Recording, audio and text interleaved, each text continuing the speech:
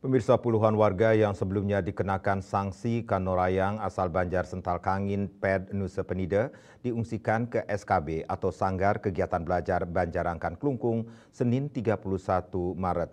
Mereka terpaksa diungsikan ke tempat yang lebih representatif karena di kantor Camat Nusa Penida tidak ada fasilitas yang memadai. Total warga yang mengungsi berjumlah sebanyak 27 orang. Seluruh warga yang sudah dikenakan sanksi adat itu diangkut menggunakan pasbut, kemudian diarahkan ke SKB Banjarangkan menggunakan bus Dinas Perhubungan. Selain orang dewasa, beberapa di antaranya juga remaja dan anak-anak. Proses evakuasi puluhan warga ini dikawal ketat pihak kepolisian agar berlangsung aman. Sampai di SKB Banjarangkan, mereka diarahkan Kepala Dinas Sosial, Pemberdayaan Perempuan dan Pelindungan Anak Klungkung, I Gusti Agung Gede Putra Mahajaya.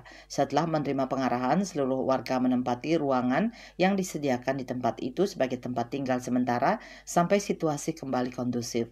Namun sampai kapan perlakuan demikian akan diberikan pemerintah daerah, Mahajaya sendiri belum bisa memastikan. Sesuai hasil rapat dengan pimpinan Bupati Klungkung, pihaknya diinstruksikan untuk memastikan seluruh warga tertampung dan tertangani kebutuhannya dengan baik. Sebelumnya, cekcok antar warga pecah di Banjar Sental Kangin, Desa Ped Nusa Penida, Minggu 30 Maret petang. Belum jelas apa yang menjadi pemicu keributan tersebut. Namun dari sejumlah rekaman video yang beredar di media sosial, ketegangan antar warga itu melibatkan warga setempat yang sebelumnya mendapat sanksi adat dari Kasepekang hingga Kanorayang ini. Untuk menjamin keselamatan mereka, saat itu warga ini terpaksa dievakuasi polisi menuju kantor Camat Nusa Penida.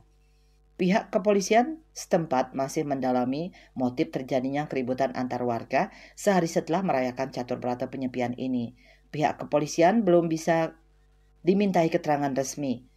Kasihumas Polres Klungkung AKP Agus Widiono saat dihubungi mengatakan masih mengecek situasi dan kondisi jajarannya dalam menangani persoalan ini di Polsek Nusa Penida. Bagiarto Bali Pos melaporkan.